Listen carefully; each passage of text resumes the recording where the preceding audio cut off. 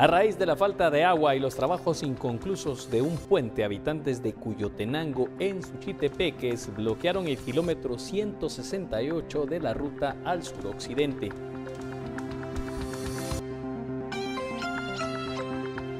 Iglesia Católica de San José La Arada en Chiquimula sufre el robo de las ofrendas. Hasta la Biblia utilizada para las homilías se llevaron los delincuentes.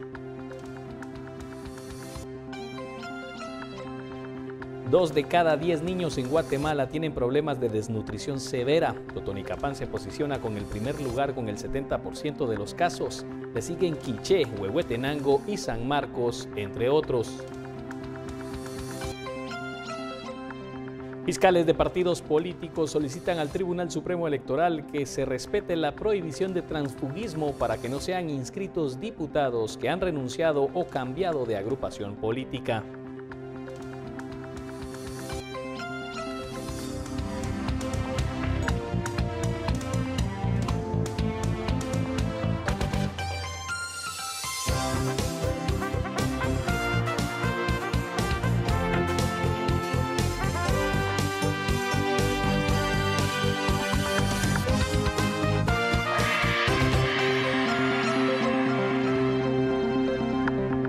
¿Qué tal? Muy buenas tardes. Está cayendo precisamente la tarde de este jueves 28 de febrero de 2019.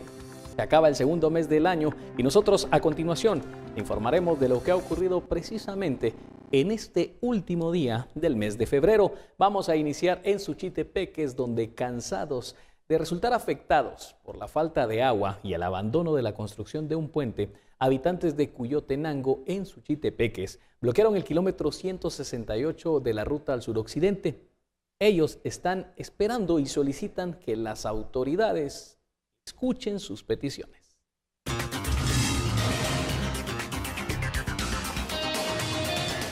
Según los inconformes, no es justo que el municipio esté siendo afectado de esa manera por los propietarios de algunas fincas que solo ven su bienestar. Debido a que el río Icán ha sido un 90% captado por dueños de fincas en la parte alta del municipio, olvidándose de que este es un vital líquido para muchas personas de nuestro municipio y otras áreas más de la parte baja de Cuyotenango. Amas de casa que participaron en el movimiento hicieron un llamado para que no se siga desviando los ríos en la parte alta del municipio. No pueden decir de que son mentiras, pues nos hemos dado cuenta de que sí están tapados los ríos y nos perjudica porque el agua es útil en los hogares, pues, y si aquí estamos muchos padres de familia y madres de familia es porque nos sirve el agua. Una mesa de diálogo se formó con autoridades en la que se lograron acuerdos importantes. Según el delegado del Ministerio de Ambiente, ya se dio un acercamiento con representantes de las fincas. A decir que no la entrada, ¿verdad? Nos van a dar permiso para poder entrar y también hay otra finca de Santa Cecilia que también están en la anuencia de que se pudiera verificar si ahí son los problemas o no son los problemas ahí. Y posteriormente a ello, pues hay que buscar los demás actores, ¿verdad? Mientras que la empresa constructora del puente se comprometió a finalizarlo a finales de abril de este año. Luego de informar de los acuerdos, los vecinos liberaron la ruta y se retiraron. Por una Guatemala en paz, para Noticiero Guatevisión reportó Cristian Ico Soto.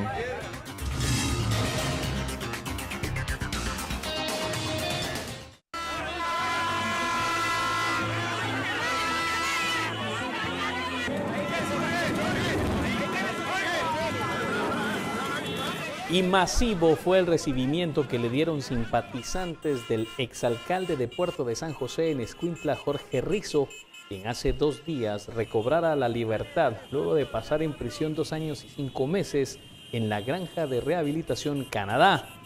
Esto porque era señalado por el Ministerio Público de abuso de autoridad, peculado por sustracción y lavado de dinero u otros activos. Rizo era señalado de haber desviado 1.3 millones de quetzales entre el año 2012 y 2013 de las arcas municipales, en un caso que nació de una denuncia de la Intendencia de Verificación Especial IVE por supuestas transacciones anómalas, acusaciones que no fueron sustentadas, por lo que recobró su libertad. El exfuncionario fue recibido por una multitud de simpatizantes quienes lo esperaban al inicio del municipio, donde Rizo llegó en automóvil. Se observa en las imágenes fue subido, a petición de los vecinos, a una motocicleta y custodiado hasta el casco urbano. En el trayecto, Rizzo era saludado por vecinos del sector. Aseguró que terminará su periodo como alcalde y que incluso, de ser posible, buscará la reelección para un tercer periodo.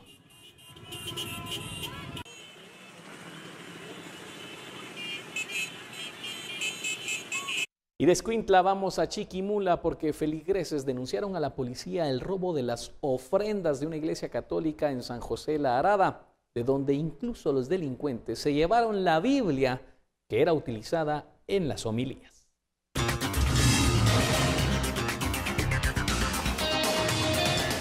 La iglesia se encuentra en el área urbana de San José La Arada y, de acuerdo con vecinos, la puerta principal fue forzada, por lo que creen que los ladrones ingresaron en horas de la madrugada. No hay, digamos, que hayan aquí vigilantes en este parque para ver qué es lo que sucede en horas de la noche, no sabe uno quiénes son los promotores de estas cosas. Del templo sustrajeron más de 800 quetzales producto de las ofrendas de los feligreses, así como una Biblia que era usada durante servicios religiosos. En el 2017, un grupo de delincuentes hurtaron de la misma iglesia un equipo de sonido valorado en 1.400 quetzales. Rompieron las 3 alcancillas y una alcancilla que se la llevaron, que era de madera. Esa se la llevaron, ¿no? Y el aparato que lo hallé destapado, la tapadera estaba tirada aquí. Aquel mantel que lo ponemos a Santísimo allá, lo encontré tirado allá afuera. Y solo eso, pero yo dije, a saber qué más pasa. Vecinos opinaron que la policía debe hacer más patrullajes a pie para evitar más robos en el sector. Según los guerreños, la iglesia tiene 149 años y es uno de los edificios más antiguos del municipio. Por una Guatemala en paz, para el noticiero Guativisión, reportó José Boya. Y el problema del narcotráfico y la distribución de drogas es un desafío para la seguridad en Guatemala. Así lo afirman analistas del Centro de Investigaciones Económicas Nacionales, donde indican que nuestro país se ha convertido en zona de tránsito internacional de drogas. En Guatemala, durante los últimos 3 años, ha aumentado la incautación de kilos de cocaína. En el 2016, los agentes antinarcóticos incautaron 12.818 kilos. En el 2017, 3.659 kilos. Y el año pasado, 6.829 kilos. Según los datos del Observatorio Nacional de Drogas de la Secretaría Ejecutiva de la Comisión contra las Adicciones y el Tráfico Ilícito de Droga. Francisco Jiménez, consultor del Centro de Investigaciones Económicas, afirmó que las autoridades no cuentan con algún dato, el cual permita una comprensión cuantitativa y cualitativa del impacto del tránsito ilegal de drogas. Nos expone a no tener objetivos estratégicos para la contención del tráfico en temas de tareas de la seguridad y nos expone precisamente a no tener claro en términos preventivos dónde puede impactar en la seguridad ciudadana el tráfico. Y nos urge tener claridad precisamente para poder saber dónde formular insumos de política pública. Según el dato del sistema penitenciario, 1.236 personas guardan prisión en las cárceles del país por el tráfico de drogas, representando el 5% de la población reclusa. Jiménez agregó que quienes se dedican al tráfico de drogas, armas y trata de personas alteran la economía ilícita. Por una Guatemala en paz, David Sanchinelli y María René Barrientos. Y Walter Menchú, analista de seguridad, confirmó que el índice de denuncias de delitos ha mostrado una reducción. Sin embargo, las denuncias del delito de extorsión continúan en aumento. Menchú agregó que a las autoridades de las fuerzas de seguridad, pese a que han implementado estrategias rápidas, estas han fallado específicamente por realizar capturas equivocadas. En el seguimiento que le damos a 9 distintos delitos y denuncias de estos delitos, encontramos que hubo una reducción del 2%, principalmente en aquellos delitos que tienen que ver con robos, los delitos contra la propiedad, que se redujeron casi un 3%, versus los delitos contra las personas que se redujeron 1.5%. Lo que observamos es de que no todos los delitos se comportan de la misma manera. Por ejemplo, y lo que se ha visto también en los medios es de que el tema de las extorsiones sigue siendo un problema grave. Al final, en enero se denunciaron casi 900, se hicieron 900 denuncias de extorsiones y incrementó porque en noviembre y diciembre del año pasado habían bajado y habían sido menos de 600. El gobierno tiene que decir que está haciendo algo, no puede quedarse de brazos cruzados y decir lamentamos lo que pasó y vamos a mejorar, sino tiene que dar respuesta. Y una respuesta es crearse imagen haciendo nuevos patrullajes, pero son llamaradas de tusa. Se hicieron esos patrullajes, pero no hay una sistematización de cuál es la estrategia de los patrullajes que se van a hacer en los distintos territorios. ¿Cuáles son las necesidades de su comunidad? Falta de empleo, seguridad, agua, caminos o transparencia. En este micrófono podrá hacer públicas las peticiones a las futuras autoridades. Comparta con nosotros y el resto del país las necesidades de su comunidad en Cabildo Abierto, un segmento de prensa libre y noticiero Guatevisión en el que usted puede hacer escuchar sus demandas a las futuras autoridades. Cabildo Abierto, todos los viernes a partir de este 1 de marzo. Solo por Guatevisión. Y la invitación para que participen mañana en Cabildo Abierto, donde estaremos ubicados específicamente en el Parque Centroamérica en Quetzaltenango. Nuestros compañeros estarán ahí a partir de las 10 de la mañana y usted podrá llevar las peticiones y las denuncias de lo que necesita solicitarle a esas futuras autoridades que estarían participando en este proceso electoral 2019. Cabildo Abierto, el micrófono precisamente para que usted dé a conocer qué necesidades tiene su municipio o departamento. Así que mañana estaremos en Quetzaltenango, una transmisión especial de Prensa Libre y Noticiero Guatevisión. Cabildo Abierto, reiteramos, a partir de las 10:30 de la mañana desde el Parque Centroamérica en Quetzaltenango. Con esta información nos vamos a la pausa comercial y regresamos en breve con más noticias.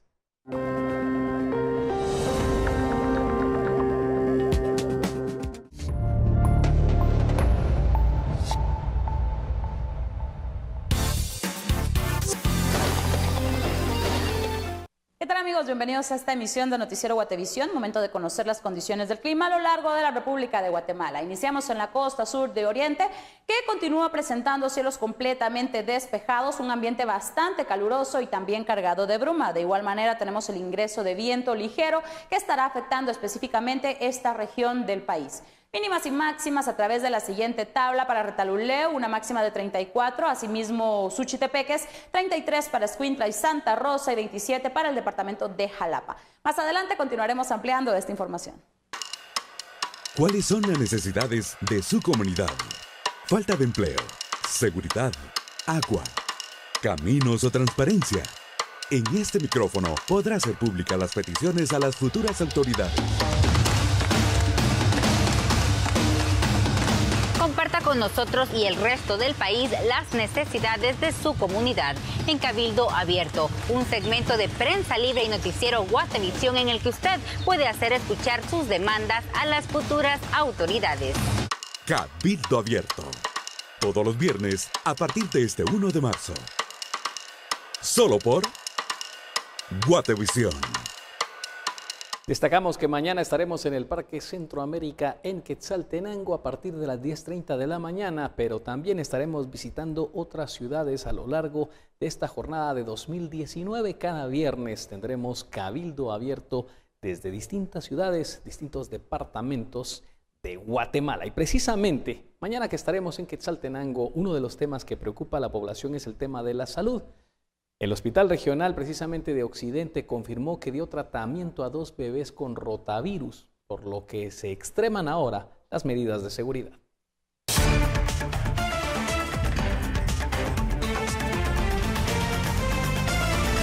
Tenemos 2 casos registrados acá en el Hospital Regional de Occidente que fueron confirmados como rotavirus. Recordemos que esto pues afecta principalmente a lactantes y menores de 5 años de edad, y en este caso los casos confirmados son pues básicamente de un niño de 1 año de edad y otro de 3 años. De acuerdo con médicos del hospital, los bebés recibieron atención a tiempo y fueron tratados en un área aislada. Estuvieron en el área de sala cunas, entonces el manejo, como le digo, pues fue de sostén y el aislamiento oportuno. Bueno, aparte de las soluciones intravenosas para mejorar el estado de hidratación, restauradores de la flora intestinal y el suero retrocemoral y el zinc.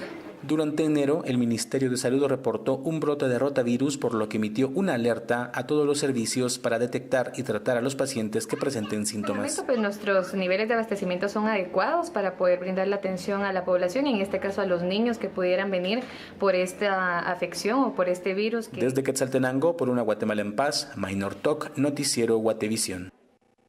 En cifras que son preocupantes, inició precisamente el programa El futuro de la niñez guatemalteca es hoy.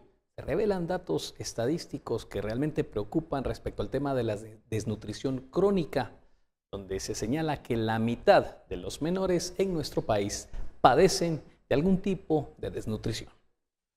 2 de cada 10 niños tienen problemas de desnutrición severa. Las cifras compartidas por la Secretaría de Seguridad Alimentaria y Nutricional, CESAN, reflejan que 8 departamentos tienen la cifra más grande de menores con desnutrición crónica. Totonicapán se posiciona con el primer lugar, con el 70% de los casos. Quichele sigue con el 68.8%. Luego Huehuetenango con 67.7%. San Marcos con 54.8% y Alta Verapaz con 50%. Se indicó que del 46,5% de los pequeños que tienen desnutrición crónica, el 53% de ellos se ubica en el área rural, el 58% de los menores son indígenas y el 59% analfabetas. A estas cifras se suma la malnutrición de las madres de los menores con desnutrición crónica. 3 de cada 10 mujeres guatemaltecas tienen sobrepeso. Esto equivale al 31.9% y el 20% de las mujeres de edad fértil del país tiene obesidad. A ello se suma la prevalencia de la anemia en niños menores de 5 años, algo conocido como el hambre oculta, por la deficiencia de micronutrientes, donde el 32.4% de la población la padece. 39% de los niños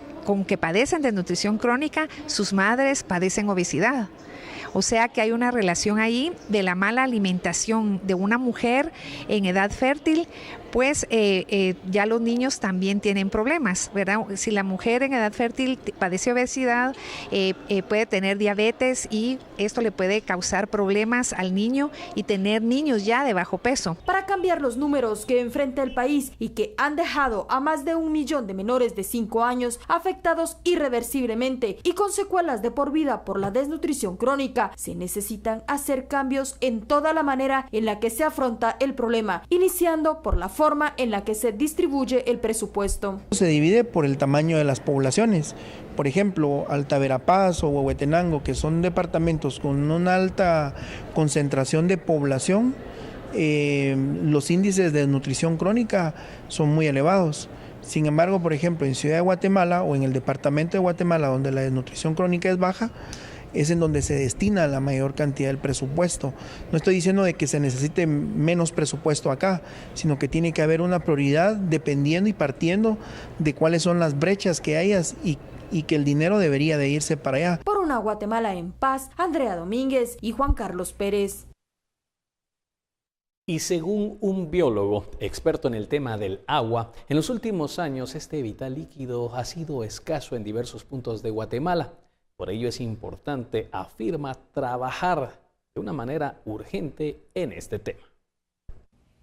El biólogo Juan Carlos Godoy, director asociado de la ONG norteamericana Conservación Natural, asegura que en los últimos 15 años se ha agudizado la escasez del agua. Muchas familias que viven en asentamientos alrededor de la región metropolitana compran el agua en pipa, por camión. Pagan mucho dinero por el abastecimiento de agua porque no tienen un abastecimiento municipal. Así que la crisis del agua pues, se está acentuando. Creemos además que a partir de los escenarios de cambio climático hacia el 2030, es decir, dentro de 10 años apenas, hasta el 2050 posiblemente vamos a tener un régimen de lluvias disminuido. Y eso además entonces va a ser otro elemento que va a agravar la situación al no tener la lluvia que teníamos en el siglo pasado. El tema será parte de la conferencia titulada El agua y la ciudad en el marco del ciclo de conferencias Metrópoli 21, organizado por el Colegio de Arquitectos, en donde se llevará a cabo esta conferencia el viernes 1 de marzo a partir de las 18 horas. Por una Guatemala en paz, es Limel Garejo e Iván Quiñones. Y en otros temas, Mario Cano, el primer abogado que defendió a la exvicepresidenta Roxana Baldetti, volvió a los tribunales para el inicio del juicio de extinción de dominio del edificio conocido como Balser, con el que Baldetti le pagó una parte de sus honorarios. El Ministerio Público solicitó que el edificio pase al Estado. El abogado Mario Cano no se opuso. Lo único que quiere es la devolución de 1.125.000 quetzales de los impuestos que pagó al emitir la factura. En esta situación lo único que estamos pidiendo nosotros es que la SAT nos devuelva lo que se percibió en su momento como una ganancia, lo cual al momento de perderse por medio de una extinción, pues nosotros no podemos crear ese concepto de ganancia, sino que al contrario vamos a solicitar la devolución debida. El abogado Cano pactó que por su trabajo le cobraría a Roxana Baldetti 8,5 millones de quetzales. Como parte de ese pago, Baldetti le entregó el edificio Balser, ubicado en la Sexta Avenida 694, zona 9 capitalina. Cano expresó que Roxana Baldetti no le pagó, pero que ese problema va más allá del pago de honorarios, al encontrarse involucrado en un proceso penal. Me veo involucrado en un proceso del cual pues se genera la propia prestación de servicios profesionales, y eso es lo que realmente no se ha logrado determinar, no solo en un proceso que como el mío, sino que en el de varios, y lo digo de manera generalizada porque no es un abogado que se encuentra actualmente en un proceso penal. La Fiscalía valoró el edificio en $1.400.000. En el 2014, Juan Carlos Monzón hizo una oferta de compra por el inmueble y los antiguos socios la aceptaron. En sus declaraciones, Monzón dijo que Baldetti quería que en ese edificio se estableciera la sede del Partido Patriota. Este juicio continuará el 19 de marzo. La Fiscalía presentará a 4 testigos y la diligencia será a puerta cerrada para mantener en resguardo a los antiguos propietarios. Por una Guatemala en paz, Suseli Contreras y Noé Medina.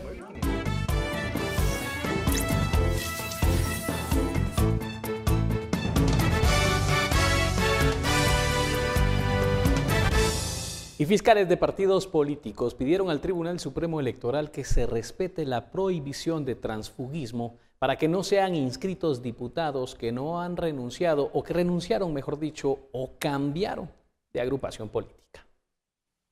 A criterio de Emerson García y Víctor Gudiel, fiscales de los partidos Todos y Convergencia, se debe respetar el artículo 205 ter de la ley electoral y no inscribir como candidatos a diputados a ninguna persona que en las elecciones pasadas se postuló con un partido político diferente al actual. Es necesario recibir o incorporar dentro de un partido político a un diputado, que actualmente lo sea, para poderlo postular. Hemos sido respetuosos de la ley y de hecho dejamos a varias personas sin participar precisamente respetando el articulado de la ley electoral y de partidos políticos. Por el tema del transfugismo y de alguna forma advertimos que debería de aplicarse la ley justamente como quedó establecida en las reformas. El director del Registro de Ciudadanos, Leopoldo Guerra, explicó que es un tema de interpretación de la ley, ya que esta no prohíbe a los partidos postular a personas que estuvieron en otro partido, pero que nunca renunciaron a este, tal como el caso de Rudy Pereira, que a pesar que se inscribió con FCN, nunca se desafilió de la UNE, aunque abriría la puerta para que diputados que se cambiaron de bancada y de partido sí puedan participar en las elecciones de este año. Con solo que ustedes la lean se van a dar cuenta que dice no pueden recibir o incorporar. Si uno se va a lo que dice la ley del organismo judicial en cuanto a cómo se deben entender las palabras de la ley, dice que se deben entender conforme el texto que está en la Real Academia de la Lengua, y ahí en ningún momento dice que recibir o incorporar signifique postular o proclamar. Una vez inscritos los candidatos a diputados, los ciudadanos tienen 3 días para apelar, mientras el Pleno de Magistrados dijo que no emitiría criterio porque pueden conocer estos casos en una segunda instancia. Por una Guatemala en paz, Dulce Rivera y Luisa Che.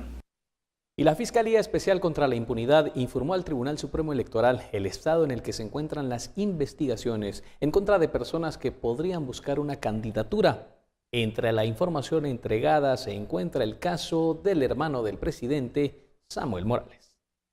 El Registro de Ciudadanos ha requerido a la Fiscalía Especial contra la Impunidad 4 informes sobre el proceso de investigación de posibles candidatos. En su momento, la FECI informó la situación de Mauricio Radford y de Samuel Morales, hermano del presidente Jimmy Morales. El hecho de que él actualmente enfrenta un proceso que se encuentra en la etapa de juicio y que está vinculado a proceso penal por los delitos de lavado de dinero u otros activos como el delito de fraude. Este jueves, el Registro de Ciudadanos recibió un nuevo informe. De 26 nombres solicitados por el TSE, se detectó que 9 tienen un proceso en la FECI. La mayoría son exdiputados como Luis Rabé, Julio Juárez, Roberto Kessler, entre otros. 6 personas que se encuentran vinculadas al caso conocido como Plaza del Congreso, una persona vinculada al caso periodistas, una al caso negociantes de la salud y otra de las personas se encuentra vinculada a proceso en el caso relacionado con la Municipalidad de Chinautla. Mientras, la Fiscalía de Delitos Electorales también remitió la información en los casos de la diputada Ninette Montenegro y del diputado Roberto Villate. Esta información es solicitada por el TSE para determinar si alguna de estas personas tiene impedimento para participar en las próximas elecciones. Por una Guatemala en paz, Dulce Rivera y Luisa Arche. Y el fiscal ante el Tribunal Supremo Electoral de la Unidad Nacional de la Esperanza, César Romano, dijo que todos los señalamientos en contra de la candidata presidencial Sandra Torres fueron desvanecidos. Agregó que las escuchas telefónicas que se difunden pudieron sacarse de contexto. Esto precisamente en respuesta a la nota publicada por Prensa Libre y Guatevisión. Lo que se pudo haber dicho, lo que se pudo haber escuchado en los audios, hay que contextualizarlos en qué momento se dieron.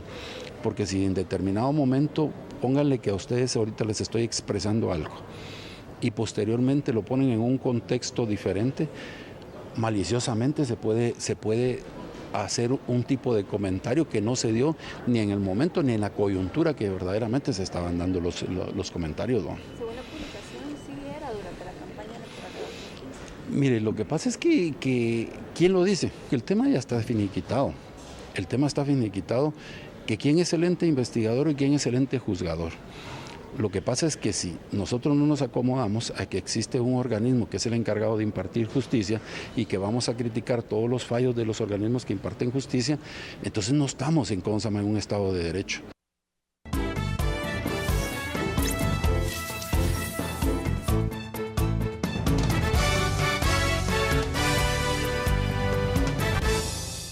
Y taxistas de Puerto Barrios y Zabal manifestaron para pedir el cese de las extorsiones y la violencia que desde hace semanas les está afectando.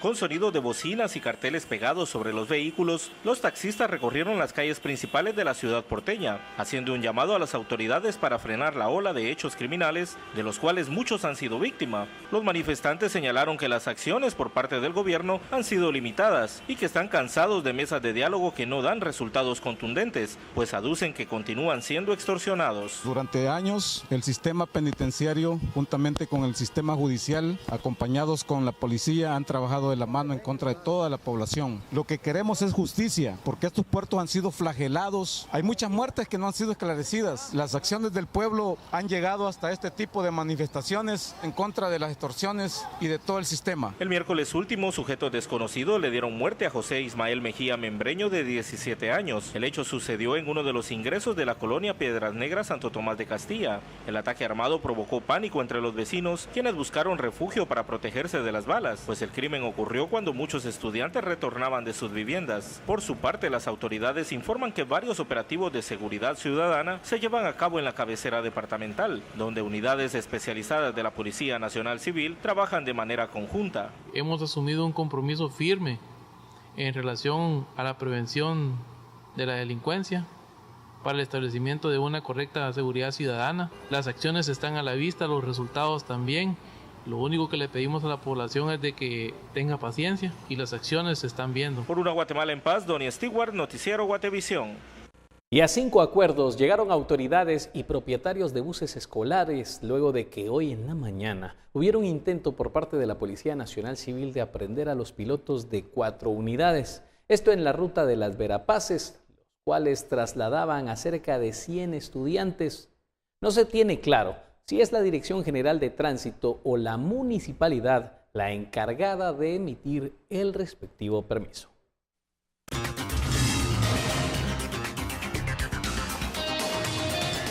Liberar a los pilotos de los buses escolares detenidos, permitir que laboren con normalidad, citar a la Dirección General de Transporte para que informe sobre qué documentación deben portar los conductores y continuar con la mesa de diálogo fueron los acuerdos alcanzados por la Policía Nacional Civil, autoridades de gobierno, propietarios de buses escolares y padres de familia, luego del incidente donde quedaron detenidas 4 unidades con unos 100 estudiantes en la ruta de las Verapaces. Varios alumnos dijeron que cómo era posible que ellos no eran delincuentes para mandar a tanto policía fuertemente armado y que se llevaran al chofer de esa manera. Que el responsable de esto que está sucediendo el día de hoy aquí dé la cara y ojalá que pague muy caro, y si esto tiene un trasfondo político también vamos a llegar hasta las últimas consecuencias. Ya no más corrupción, ya no más corrupción, estamos hartos. Autoridades locales lamentaron la forma como los elementos policiales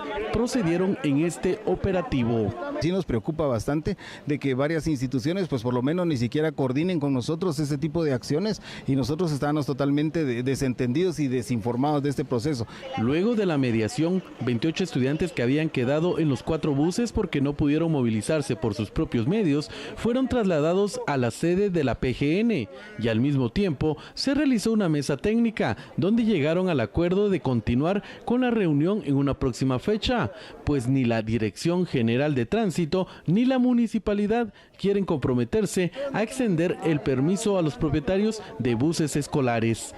Por una Guatemala en paz, informó Eduardo Samchung.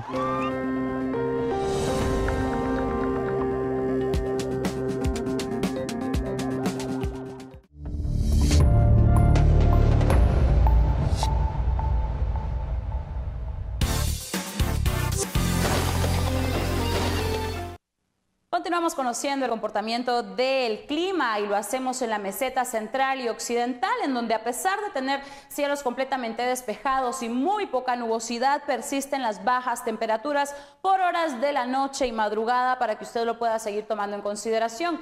Mínimas y máximas a través de la siguiente tabla. Para Guatemala, una máxima de 24, mínima de 12, Quetzaltenango oscilando entre 8 a 22 grados centígrados la temperatura, y el departamento de Chimaltenango entre 9 a 23. Compartimos información referente al sol, apreciamos los primeros rayos a las 6:20, amanecemos con muy poca nubosidad dispersa y el sol se oculta a las 18:09 de la tarde. Más adelante finalizaremos con esta información. Y el sentenciado narcotraficante Marvin Montiel Marín, alias El Taquero, se defendió de las acusaciones en su contra como presunto responsable del asesinato del reo Byron Lima. Marvin Montiel sigue afirmando que es inocente.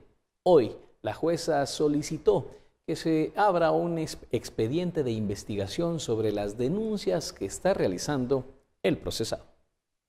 La jueza Claudette Domínguez del Juzgado de Alto Impacto le ordenó a la Fiscalía que inicie la investigación en contra de todas las personas que señaló en su declaración el sentenciado a 820 años de cárcel por la muerte de 17 turistas Marvin Montiel Marín, El Taquero. La juzgadora efectivamente ordena al Ministerio Público que investigue a todas las personas que mencionó en su declaración libre, voluntaria y espontánea el hoy procesado Marvin Montiel Marín. La jueza conservará el documento y luego el Ministerio Público deberá traer en la próxima audiencia todos los insumos necesarios para que en presencia de todos los procesados se realice el embalaje con su respectiva cadena de custodia. Efectivamente, el día de mañana, ya cuando el Ministerio Público traiga los documentos correspondientes, se va a proceder en presencia de todos a embalaje, ¿verdad?, como corresponde.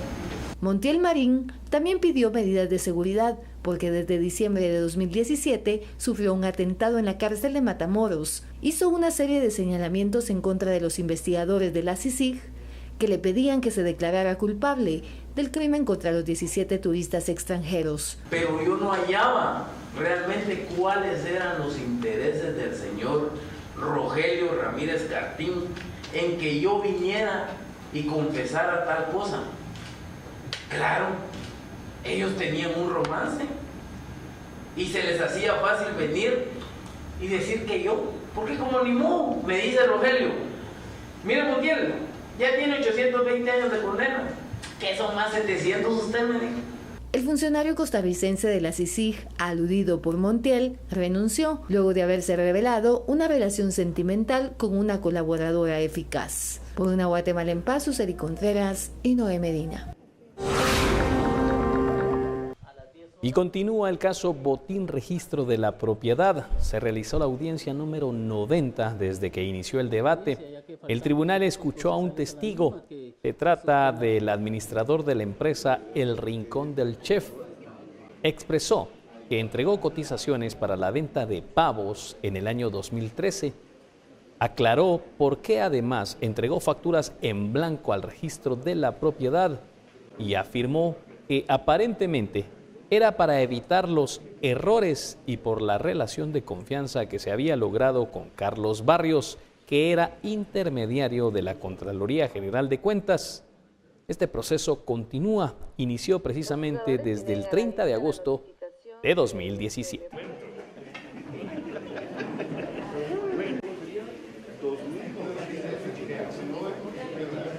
Cambiamos completamente de información y conoceremos la importancia del proyecto educativo que existe en el Museo Popol Vuh.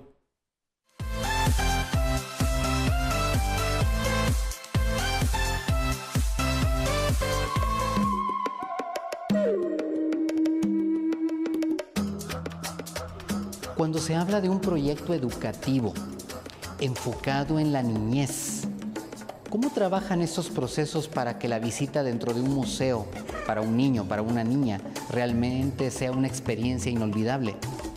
Bueno, el recorrido está dividido en dos. El recorrido por el museo y aparte hay un taller. Entonces, dentro del museo, pues sí es un poco más serio, pero se trata de comunicarse con ellos en su lenguaje para que puedan ellos ir adquiriendo este conocimiento y sobre todo ir amando la historia de nuestro país.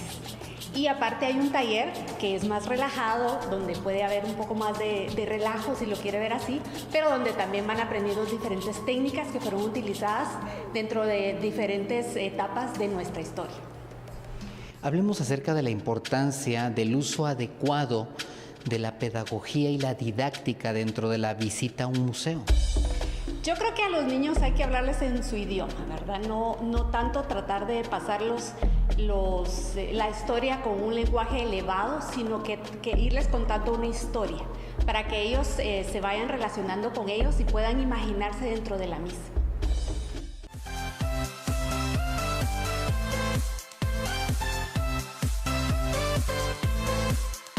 Y con el objetivo de promover la conservación de los recursos naturales, trabajadores de la Delegación Departamental del Ministerio de Ambiente y líderes comunitarios fueron capacitados al respecto.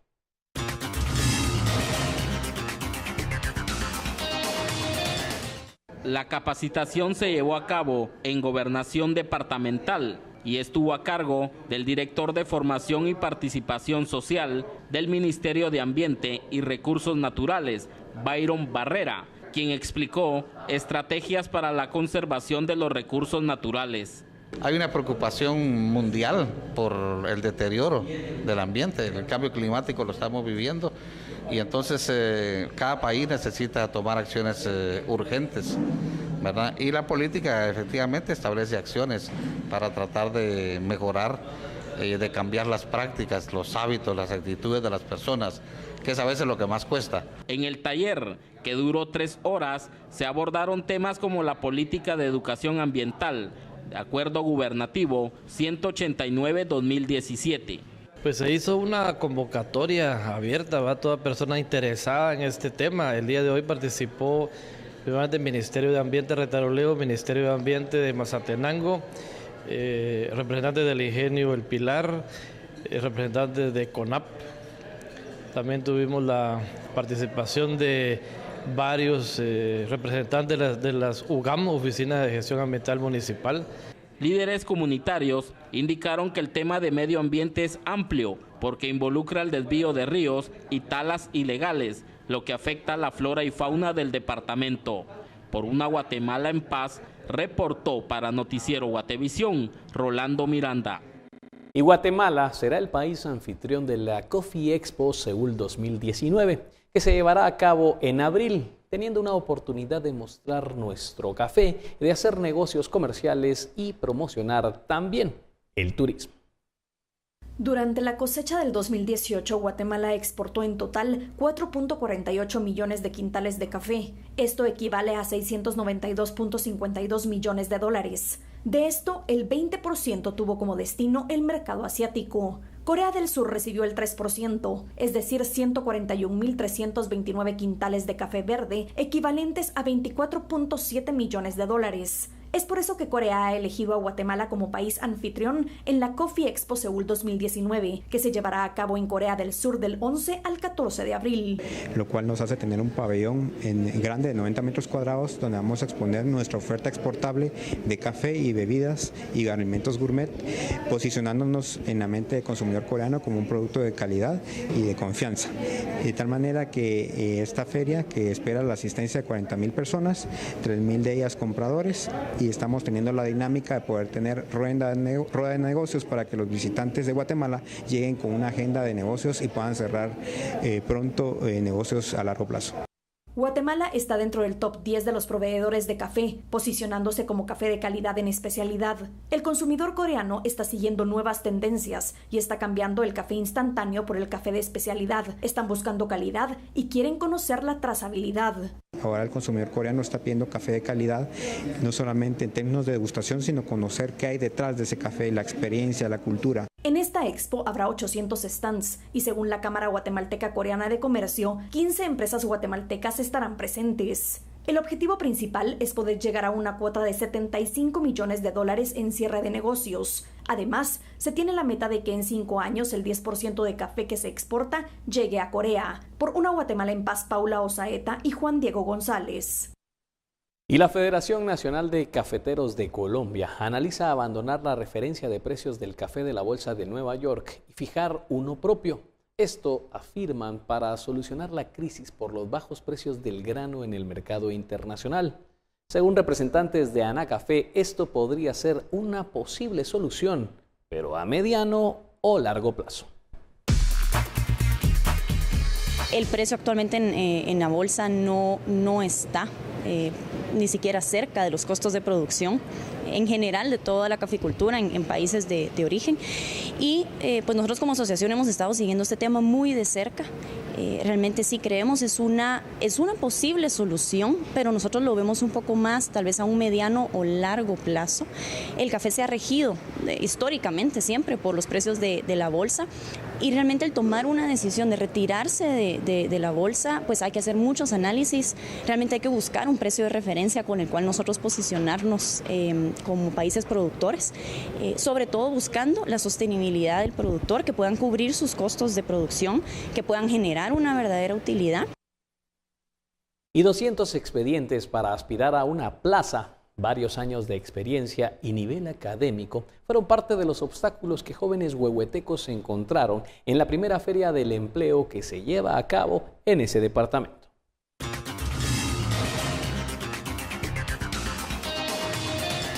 Decenas de personas acudieron al llamado de 30 empresas y del Ministerio de Trabajo para aspirar a una de las plazas que fueron ofertadas durante la feria de empleo.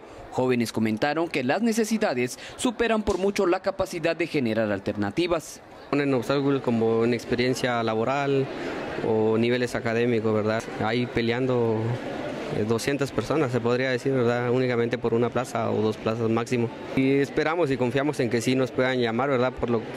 Para poder aplicar. Autoridades aseguraron que en esta feria se puso en evidencia las carencias que enfrenta el departamento. Hemos detectado de que sí hay bastante necesidad y bastante impulso de la gente de poder buscar una oportunidad de trabajo.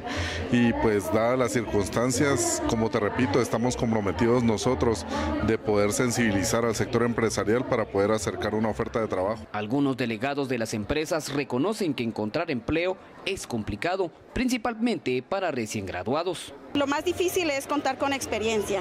Es la parte en la que la mayoría de puestos requieren experiencia entre otras características que a veces a los jóvenes que se acaban de graduar les cuesta reunirlas. Este es de los departamentos con mayor desempleo, lo que genera una alta tasa de migración. Cada año cerca de 6.000 jóvenes se gradúan del nivel medio en Huehuetenango.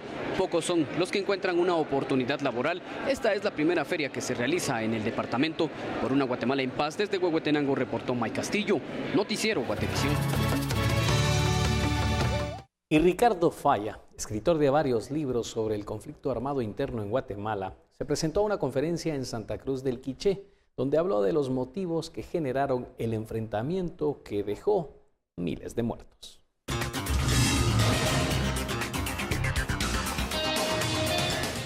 La conferencia fue organizada por el Programa Nacional de Resarcimiento en Guatemala. El escritor profundizó sobre los motivos que causaron el conflicto y manifestó que muchos de estos aún persisten, principalmente en las áreas más lejanas y pobres del país. Toqué dos puntos.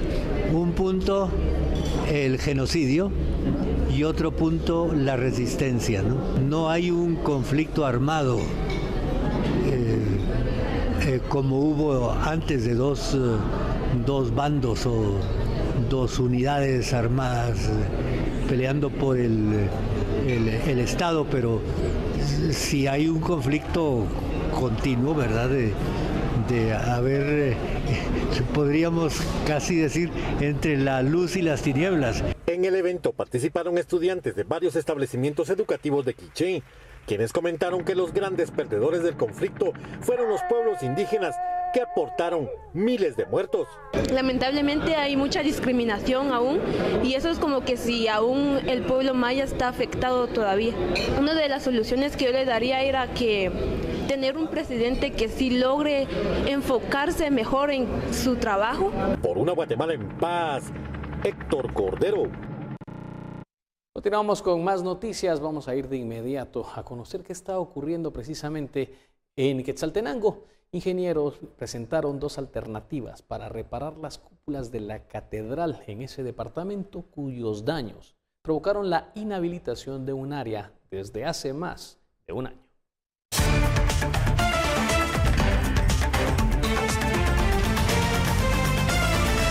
Desde hace 20 meses, la parte oriental de la nave sur de la Catedral Metropolitana de Los Altos está clausurada a causa de los daños en las cúpulas causados por los sismos que afectaron a la ciudad en el 2017.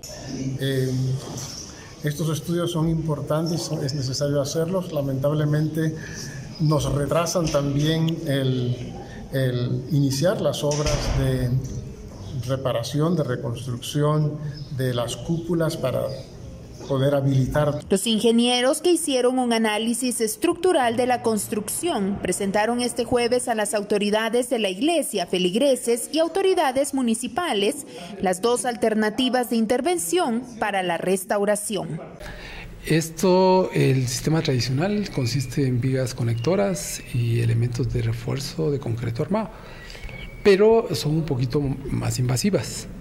Actualmente existe otra tecnología que es la que estamos proponiendo. En el caso nuestro es una membrana especial de carbono para mampostería, que es aplicable a estos edificios. El alcalde aseguró que velará porque se exonere de pagos municipales a la iglesia para los trabajos de restauración. Trabajando acá y para darles el soporte, y que cuando tengamos temas de licencias, pues que nosotros las podamos otorgar, y todo aquello que pueda colaborarse para que ellos pues realmente puedan hacer ya ese trabajo. Para iniciar los trabajos aún están pendientes 4 procesos más. Desde Quetzaltenango, por una Guatemala en paz, María Longo, Noticiero Guatevisión. Y el gobierno y la oposición nicaragüense acordaron la hoja de ruta de las negociaciones con las que buscan una salida a la crisis política en esa nación. De la mano. El gobierno y la oposición de Nicaragua acordaron el miércoles la hoja de ruta de las negociaciones con las que buscarán una salida a la grave crisis que sacude al país. En esta primera sesión se trabajó en la aprobación de la hoja de ruta que constituye la normativa del funcionamiento de la negociación. De la propuesta inicial de 12 puntos, se lograron la aprobación de 9. El diálogo continuará el jueves, según indicó el nuncio. En la mesa participaron 6 delegados del gobierno, encabezados por el canciller Denis Moncada, y 6 representantes de la opositora Alianza Cívica por la Justicia y la Democracia, que preside el exdiplomático Carlos Tunerman. Como testigos del diálogo asistieron el nuncio y el cardenal católico Leopoldo Brenes. El presidente Daniel Ortega ha dicho que quiere restaurar la paz y la seguridad de Nicaragua y abrir una nueva ruta de entendimiento tras 10 meses de crisis política que ha deteriorado la economía.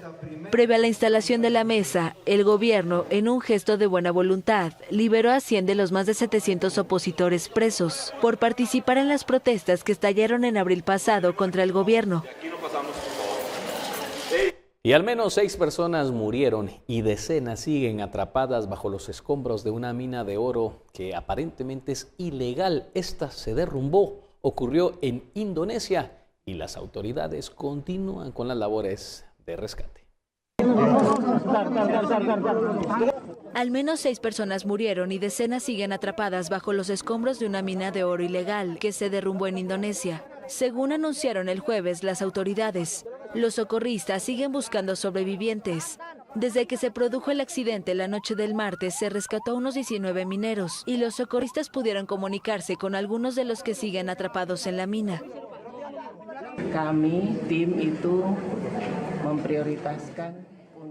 Nuestro equipo está priorizando evacuación de sobrevivientes. Luego sacaremos a las víctimas mortales.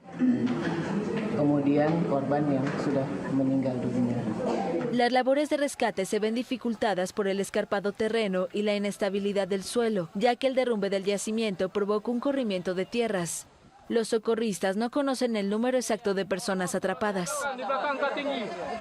Y en Ecuador, la Corte Nacional de Justicia negó el recurso de habeas corpus para el empresario estadounidense Paul Seglia, que es investigado en Estados Unidos por asegurar que el fundador de Facebook le prometió en 2003 el 50% de las ganancias de la red social.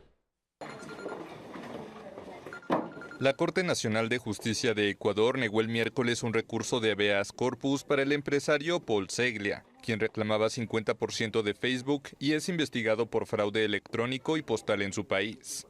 La defensa de Seglia había solicitado presentarlo ante un juez con la intención de suspender la prisión preventiva que enfrenta por un proceso de extradición a Estados Unidos. Buenas tardes.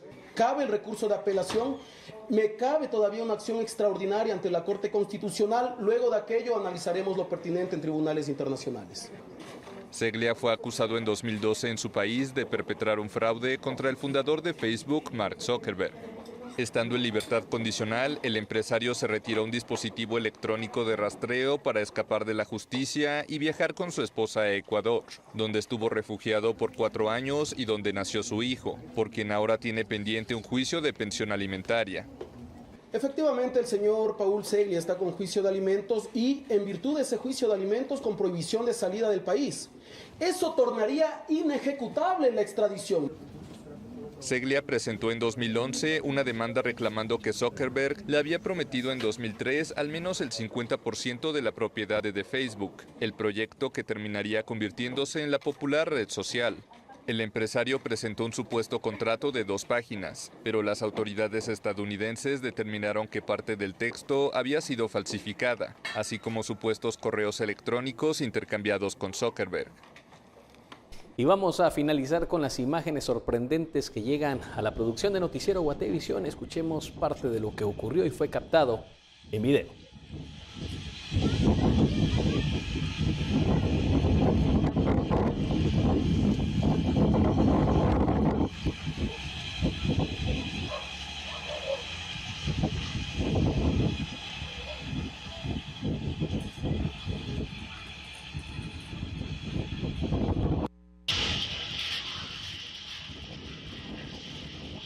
Un remolino asustó a vecinos en San Miguel Siguilá, en Quetzaltenango, durante la tarde de este jueves.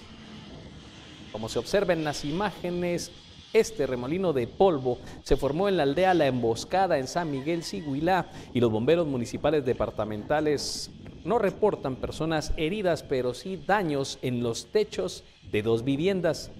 El Instituto Nacional de Sismología, Vulcanología, Meteorología e Hidrología afirma que el mes de febrero se ha caracterizado por la ausencia de lluvias y ser el más cálido de los últimos años.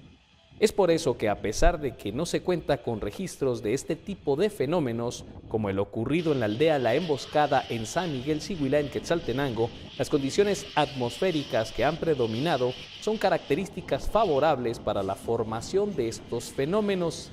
Este es conocido como la tolvanera, un remolino que se desarrolla en la mayoría de los casos por días calurosos y suelo seco, y se puede presentar en ausencia de nubes o con nubes de escaso desarrollo. Días atrás también les presentamos imágenes que se volvieron virales incluso de la ruta interamericana, donde se formó también un guznado, y precisamente es de esta tarde de jueves, una tolvanera en San Miguel Siguilá, en Quetzaltenango. Con estas imágenes nos despedimos, imágenes realmente sorprendentes que ocurrió precisamente hoy por la tarde. Nosotros agradecemos su sintonía y los esperamos en las siguientes emisiones.